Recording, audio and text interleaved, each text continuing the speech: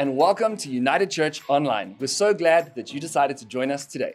If you're new to United Church, we would love to be in touch with you. So why not fill in our Connect card on the link in the description or visit our website for more info. So let's ready our Bibles, notebooks, and pens as we prepare to receive the word together. One of the great things that I love about a church with vision is that the theme points us towards Jesus. Your theme for this year is reach. And if we unravel that word reach, of course, there are so many permutations, so many variations as to what that word could mean. For example, it means that we can reach out and touch a life. It might mean that we're going to reach greater levels of strength, or we're going to reach out and become more effective. It could mean that we're going to reach to new skills. We're going to reach to new people. We're going to reach new communities. We're going to reach things that are too high for us to reach. And we're going to reach out and be different. But it also means we're going to reach people for Jesus, of course. And all of those things tied together mean that you and I can grow. Would you agree? That you and I could be in a journey of growth. Nikki, my wife, is short.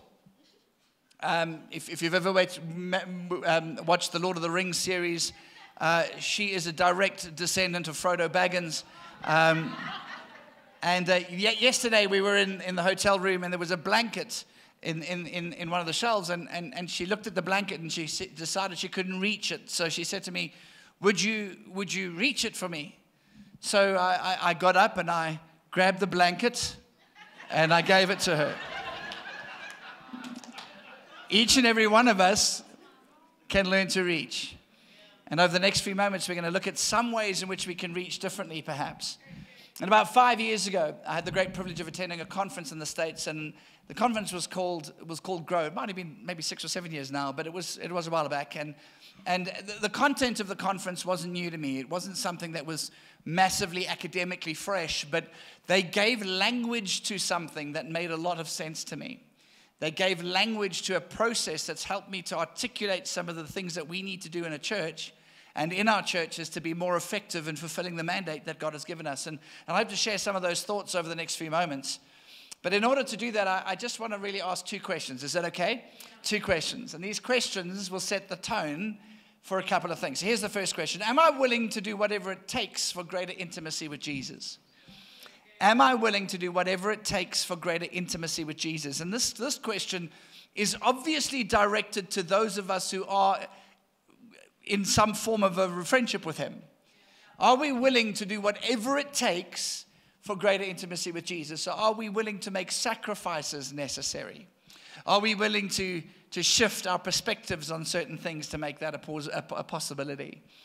When I gave my life to Christ, I had to give up some stuff. It wasn't that I had to as much as that I want to, because I needed to draw closer to Jesus. And I can say to you that I didn't use a lot of drugs. I just used one drug a lot.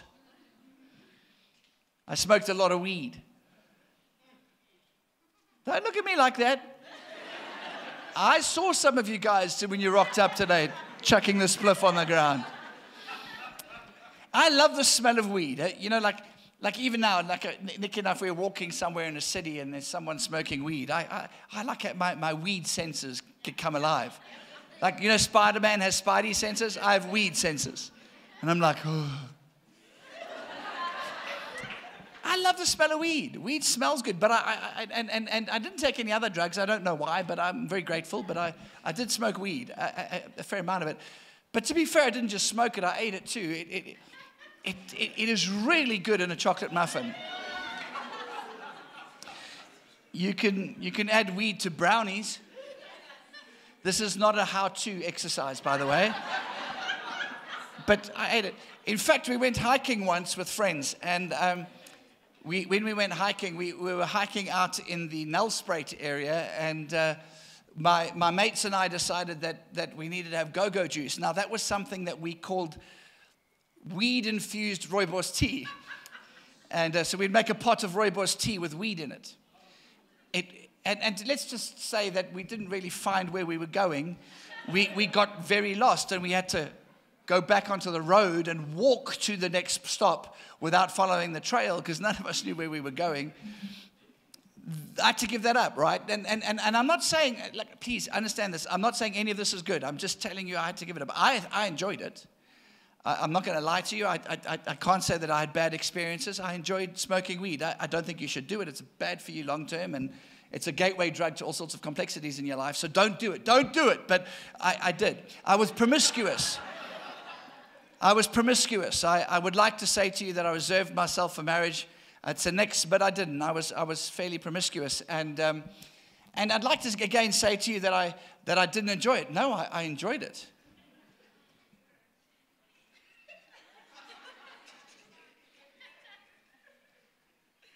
For all of you in the room that go, oh, no, premarital sex was so bad, then you were doing it wrong.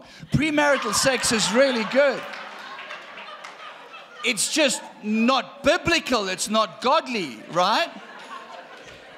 So I enjoyed it. I shouldn't have done it, and you shouldn't either, but I did. So when I gave my life to Christ, sometime in my journey, I actually don't remember when it is, Jesus imparted to me, I felt a strong sense in a church service to phone the woman I had slept with and apologize. That is the weirdest conversation you can ever have when you phone someone after many years of not seeing them. And I phoned them, everyone. I contacted every one of them. And some of them laughed at me.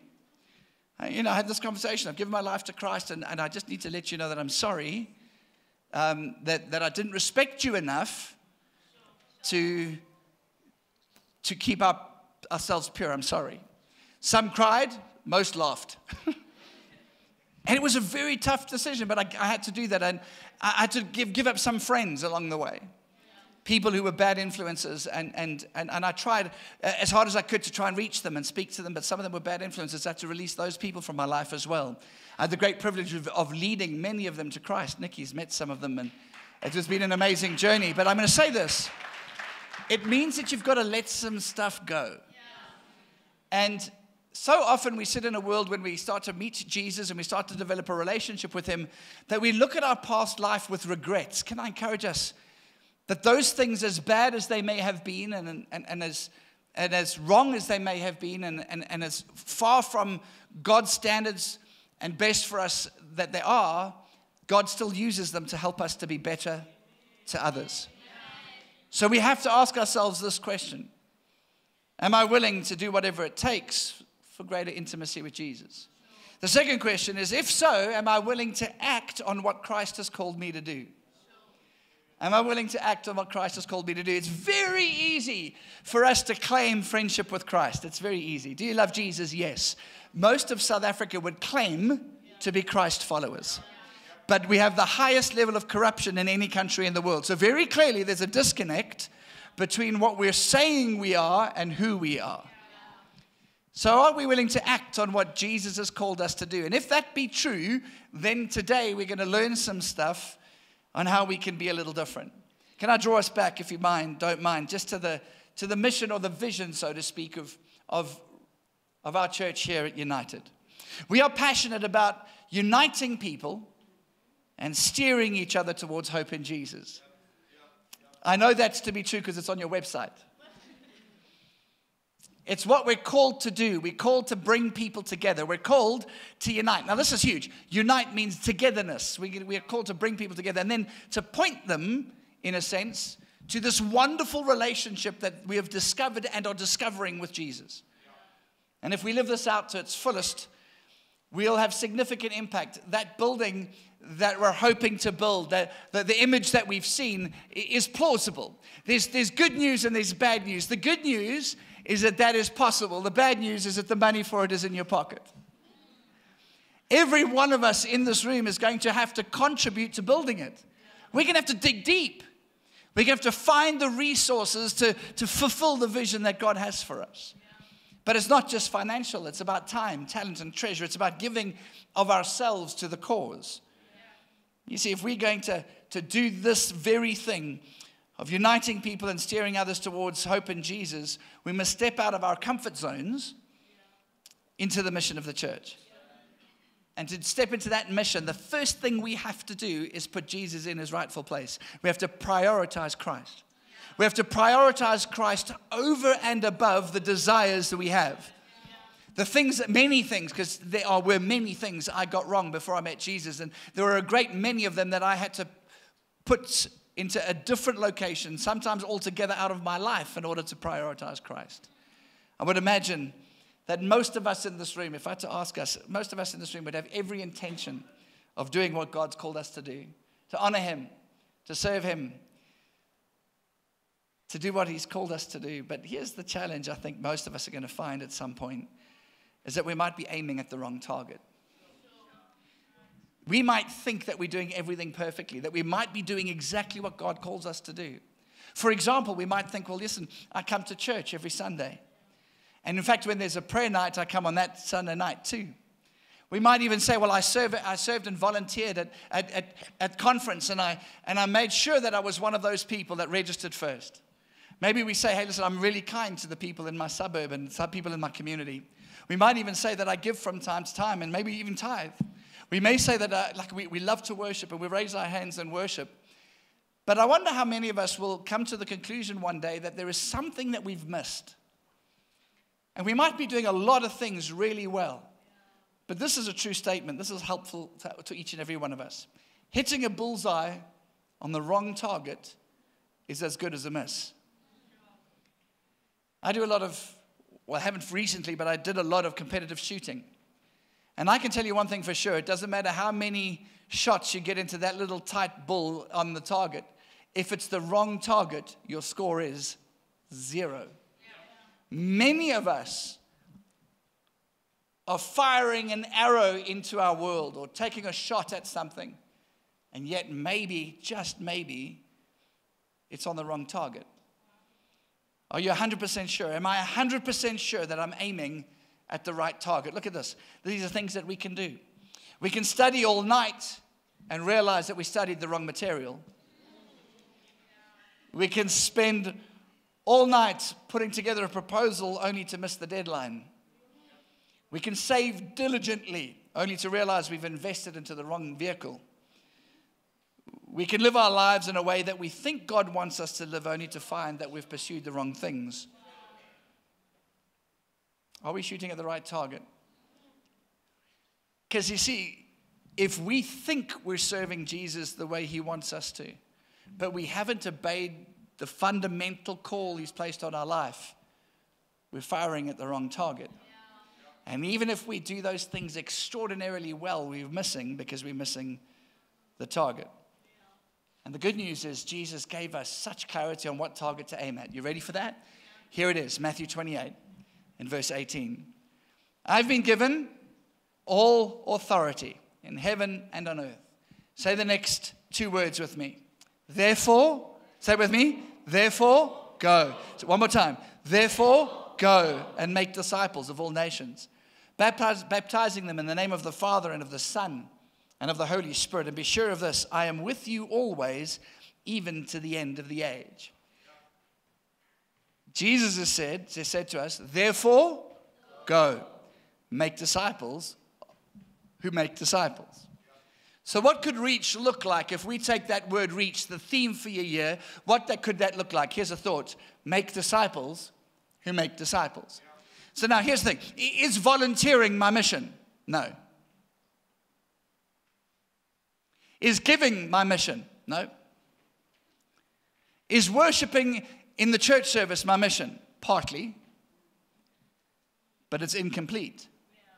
You see, all of those things are very important and they should be done. But our primary objective, our fundamental objective, according to God Himself, is to love the Lord your God with all your heart, with all your soul, and with all your mind, and then love others as you love yourself. The 2 greatest commandments ever given.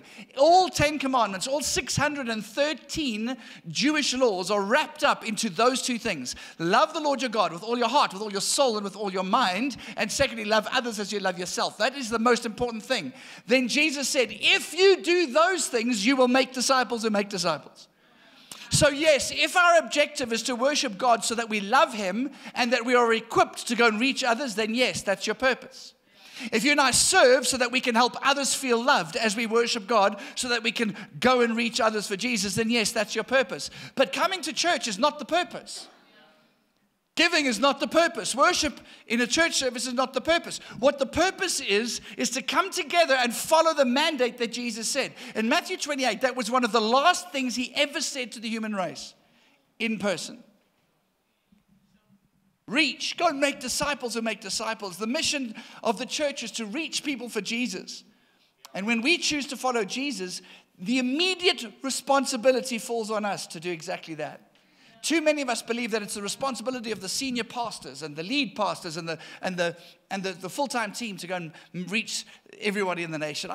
I just want to pause for a second. There are empty seats in this building today, and even if there weren't, there's more seats we can add.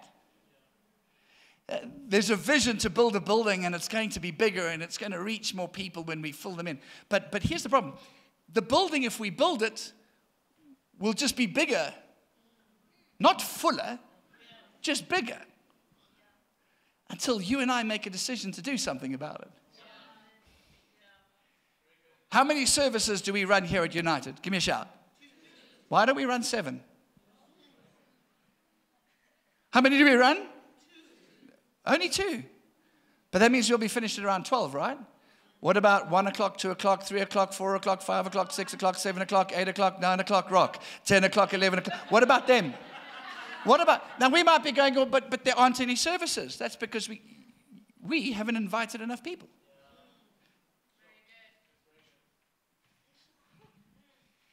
If we don't build more than 2 services, whose fault is it? Not a trick question. Let's try that again. If we don't fill the building, whose fault is it? It's not Randy's job to go and reach the city. I promise you, Randy knows a certain number of people. But if Randy knows 5 people, and then everyone in this room knows 5 people, he still only knows 5. But if we add the 5 up of everybody else, there's hundreds and thousands of people who get known. It is our responsibility, not his responsibility, to fill the building. So it means that if we're going to come to church, there's a reason. We came here this morning for a reason, and here it is. We gather to go. Title of the message today, we gather to go. So say it with me. We gather to go. When I say gather, you say to go. Gather. Gather. Say it with me. Gather to go. Look at the person next to you and say, you gather. And then you go. Look at the person on the other side and say, why are you telling me what I've just told you? Tell them. What are we here to do? We're here to gather to go. So we gather in a church service so that we can go and reach. It means that we gather together as a church to be equipped and inspired so that we can go as the church and reach more people for Jesus. We gather. No, we gather. You see, the reality is we're not gathering here to feel good. Like I know this is hard to hear, but Jesus doesn't really care if we're comfortable. Like as we hear today, Jesus is not particularly interested in our comfort. He's not really interested in our happiness either. Many of us think Jesus really wants us to be happy. No. He wants us to be holy. He's not that interested in our happiness. If you're looking to make United Church your home and you're wondering whether Pastor Randy and Shani want to make you happy, no. Not really. They want to make you effective. They want you to develop a relationship with Jesus. They want you to be stronger and more accomplished. They want you to be elevated and educated. They want you to be a person who grows into the fullest of your potential, but comfortable, not. Happy, not so much. Because you see, the reality is Jesus is not interested in happiness. How do we know that? Because he did nails. And they didn't make him happy. Jesus is interested in drawing us into the next level of our efficacy, and that means we have to do stuff. I asked the question, how many of us are doing whatever, how many of us are willing to do whatever it takes to develop intimacy with Jesus? And then I said, how many of us are willing to act on what Jesus calls us to do? Well, this is where the rubber hits the road. Are you ready? Here we go. Jesus and his church can never be separated. Jesus can never be separated from the church. Christ and his church are inextricably connected, like a hand in a glove. A glove is not effective until there's a hand in it. And we need to remember that if we claim to be followers of Christ, and I use that word without being in any way contrary or a little cheeky, but many of us claim to love Jesus and don't do what Jesus calls us to do. So if we say that we are followers of Christ, then we will want to be in his church, growing and developing and shaping. One of the greatest myths, the greatest lies that gets told is you don't have to come to church to be a Christian. Now, there is a truth in the sense that coming to church does not make us a Christian any more than going to McDonald's makes us a hamburger. But if we're a follower of Christ, we will want to go to church. Saying that I can be an effective Christian without coming to church is like saying I can be an effective heart, but not be in a body. We cannot be an effective heart if we are not pumping inside of a body. As a follower of Christ, we can only be effective if part of a local church. Because ultimately the word Christian means little Christ. The original Greek word means little Christ, a replica of Jesus. And just in case we're confused, Jesus went to church. It was just called synagogue. It was just called the temple. So if we're going to be little Christs, what did Jesus do? Jesus went to the temple. His initial 12 leaders went to temple. They went to the church. They made the church their home. But let's just go, well, let's not make this spiritual. Let's bring it closer to home. We are the bride of Christ. You and I are the bride of Christ. If you and I say that we don't have to come to church, it's like saying to Jesus, I don't like your wife. Jesus is the groom. We are the bride. The bride is imperfect. In fact, Randy said this to me last night. He said to me, one of the great things about the church is that he was so excited to build a church and make it special. But the problem is all of you guys rocked up. And he said he was just hoping for perfect people.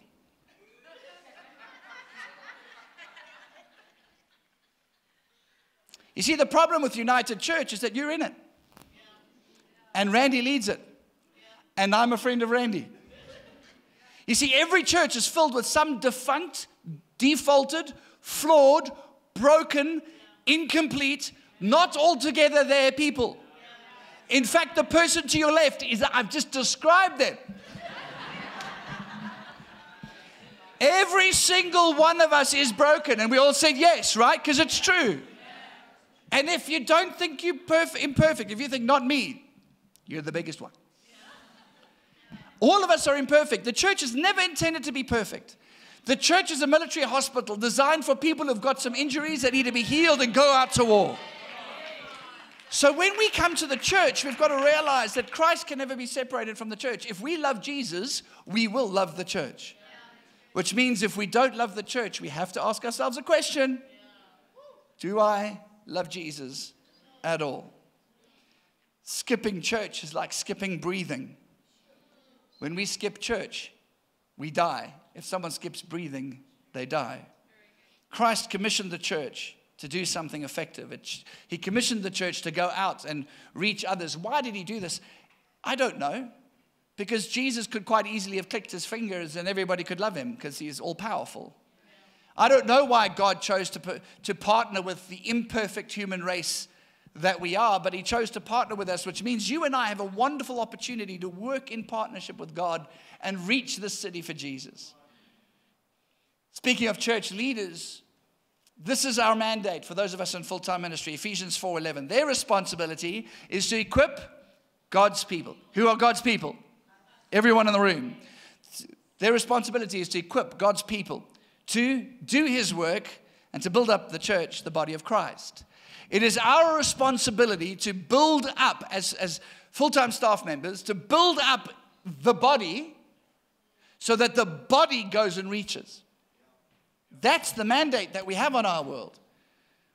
God's people are equipped within the local church to do his work. What does that mean? We gather to, say it with me, we gather to go. One more time. We gather to go. Our purpose is to gather so that we can go. We gather as the local church so that we can go as the church. Randy and his team are not called to reach people in the city. They're called to help us reach people in the city. To make disciples who make disciples. The reality is, even though the church is defunct, even though the church is broken, even though the church can get it wrong so often, It is the church, the bride of Christ, that is the solution to the world. It is not the political environment. It is not a political party or a political leader. It is not a pastor. It is the person of Jesus Christ. That when you and I adopt and follow his ways, we can make a difference in our community. But it means we've got to gather to go. Second thought. You are God's go. You are God's go. Freaks people out. Because we presuppose that the full-time team are supposed to do this work. I often talk to people who are saying, I'm praying for a loved one to come to meet Jesus. And, I'm just praying that God will bring someone across their path. And sometimes I've had to say to them, are you the first, or are you younger or older than the sibling that you're trying to reach? And often I hear they're younger. I go, well, there you are. God had you born to reach them. You are that person. Parents pray, I've got to, please, Jesus, send someone across my kid's path to help them meet Jesus. You are that person. I wish my Lord Jesus reached the neighbor. Please bring someone to reach my neighbor. He has. You're praying for them. It's you. You are the go. No, but I don't want to be the go. No, but you the go. No, I don't want to be that go, but you are that go, so go. We gather to. You see, when we presuppose that it's someone else's responsibility to reach everyone, this is the problem we have. It's like going to a personal trainer and saying to that personal trainer, listen, I want to get fitter, I want to get healthier. And the personal trainer goes, not a problem, I think I can help you with that, so I'm going to give you a diet plan. I'm going to give you an eating plan. This will help you to eat the right foods and to shed a little bit of unwanted weight. We go, oh, that'll be amazing. A diet plan's good. Then they might say, listen, I'm going to put together a training regime, an exercise plan that's going to help you to get fitter, build your cardiovascular strength and your muscular strength. And we go, oh, that's amazing. Let's do that. And then the next day we come back to them and say, listen, I haven't lost any weight. Or the next week or the next month. And the personal trainer says, that's interesting. Are you following the diet plan? No. Are you exercising? No. No, but I would like you to do that, personal trainer. Personal trainer, can you eat in such a way that I will lose weight? Can you do the exercise in such a way that I will get fitter? So when you and I come to church and we're going, hey, Randy, will you reach the city for Jesus? See, it's not the personal trainer's job to eat well for us and exercise for us. They are there just to point us in the right direction. Our purpose as followers of Christ is ridiculously simple. It's so simple, it's offensive. Here it is. We gather to go. One more time. We gather to go. What is our mission? Gather to go. Go when? Go now. Not now, but go now. Go where? Anywhere. How do we go? Any way you like. Just go. Go now. Go tomorrow. Go the next day. When do we go? Go now. When we leave the service today, we've got a great opportunity to invite someone for next week. Because we gather to go. We gather as the church to go as the church. You see, the church is just, services are just fuel to help us to go. Our unchurched friends and families need us to go. If they're in our lives, it's because God wants us to be the go. We must take responsibility for them and be the go. Look what Jesus said, I've been given all authority on heaven and earth. Therefore, go. Make disciples of all that's the original Hebrew. Therefore, go and make disciples of all nations, baptizing them in the name of the Father and Son and Holy Spirit. Jesus has all the authority on heaven and on earth, and he sent us to go. He's sending us because his authority and his support are with us. He'll take us and guide us and lead us. We are his go. You see, serving Jesus isn't about comfort and convenience. It never has been. It's about reaching those far from Jesus. Can I encourage us, if you're in the front row, the middle, or the end, gather to go. You can't separate Jesus from his church, and you and I are his go. So what do we do with that? Well, there's kind of two ways to go that we'll touch on today. There's others, but we'll touch on these two for a little bit. In verse 19, it says, therefore, go and make disciples. So how do we do this? Well, here's the first thought. Invite people to church. Can I encourage us to invite people to church every day? If we invite them, God will impact them. If we invite them, God will do something. If we invite them, God will change a heart, change a mind, change a situation. If we invite them, God will impact them. In our church, and I heard in the first service, it's the same in your church, we use this phrase, each week, each one, reach one. The problem is we turn that into just a little phrase that makes us feel good. Oh, look what we learned at United today. Each week, each one, reach one. Ooh, and we go home and do nothing about it. Can I just want to go home. I'd love to be able to go home to Bridge and say to them, you know what? The people at United get it. They actually go and do it. What's wrong with you, Mukhus? You see, we need to gather to go. Each week, each one, reach one. Reach one doesn't mean sit and watch TV or get comfortable or sit with all of our other Christian friends and have a nice cup of tea and go, well, this is just such great fellowship. No, we gather to look at the person next to you and say, you must go, man. Look at the person on the other side and say, you must go, man. When do we go? Not now, just now. You see, even though we're inviting people to church, and when we start to do that, it's a critical activity. We must not take it for granted. We must invite people to church. But here's the problem. It is not the only way we reach people. And if we treat it as the only way we reach people, we create a gap that is incredibly important to fill. You see, the problem most of us find is that when we invite people to church, quite a lot of them won't come at all. Have you ever experienced that? When you've invited people to church and they just don't come? And that's okay. We must never feel bad for them. I mean, we must never feel angry for them or bad because they haven't come and blame ourselves. There's a reason. So many people have been hurt or burnt or had some kind of bad experience in church life that they despise the church. They've had bad experiences in churches before. In South Africa, we are not an unchurched nation. We are a post-church nation. Almost everyone in our country has heard of Jesus and has, for the most part, been to or attended a church in some way. Many of whom have been hurt and damaged by the church. It saddens me to admit this, but the church, not United Church or Bridge Church, but the church has been notoriously bad at certain things over the years. We have been really bad at dealing with people struggling with sexual identity, for example. We have been really bad at dealing with woke issues. We've been really bad at dealing with race relations. If we go all the way back to the apartheid era, we cannot excuse the fact that apartheid was founded on an acclaimed Christian ethos. Shocking, but true. The church has hurt people because the church is filled with broken, imperfect people.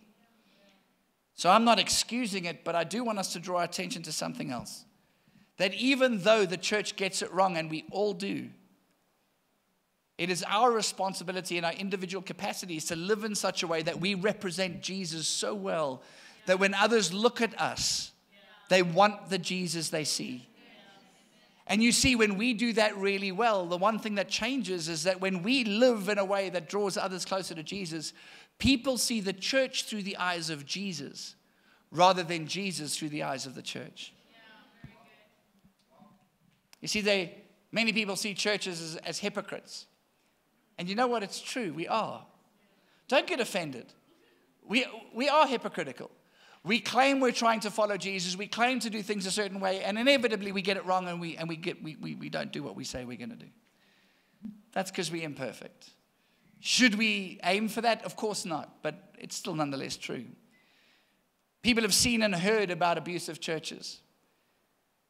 And for the most part, people don't understand the church. So while we are passionate about seeing people come to church and get to meet Jesus, and that is absolutely part of the go, the gap is that we need to be the people that also play a direct role in helping people know who Jesus is by leading them to Christ in our own capacities.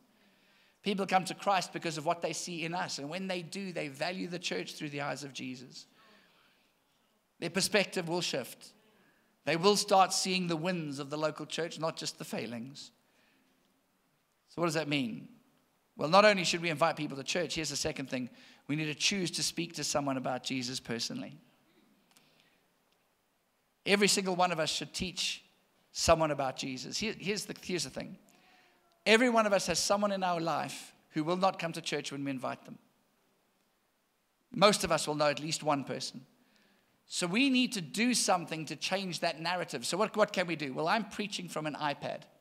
So use this as an acrostic for a moment. IPAD.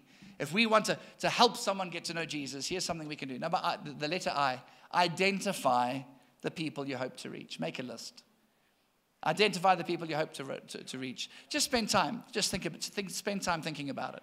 Think about who they are. Put them on a list. Secondly, pray for them. Pray for them. Pray for an opportunity to speak to them about Jesus. Pray for them. Pray that God blesses them. Pray that God gives them favor. But also pray that there's an opportunity for you to speak to them about Jesus. Here's a simple thing. Always look for ways to serve them. Serve them. Wash their car. Buy them food. Mow the lawn. Paint a wall. I don't know, whatever it takes. Find a way to serve that person. So we identify them. We pray for them for sure. But also we serve them. Always find a way to serve them. Find a way. You see, too many of us are hoping that some kind of mystical mist will flow around our world. And when we speak, the angels of heaven will descend upon them and they will have this revelation and change. But you know what? We don't do anything. Serve them. And D, this is a big one. Decide to take the opportunity when it arises. Shoo-wee. Hier kom 'n ding. Decide to do it. Pre-decide. Don't wait until the moment because we chicken out. Pre-decide. Decide that when that opportunity presents itself, I will take it. Can I encourage us today to iPad people? Identify them. Pray for them. Always serve them. Decide to take action when the opportunity presents itself. Because then we gather. Say with me. We gather to go. But let's be honest.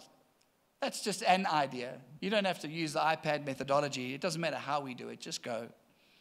You see, when we live more like Christ, we serve the mission of the church. When we invite people to church, we live the mission of the church. When we speak to people about Jesus, we live the mission of the church. So think of it like this as we close. The worship team can come up if they're coming up. If we have just 200 people in United, if just 200 people decided, I want to focus on this for a second.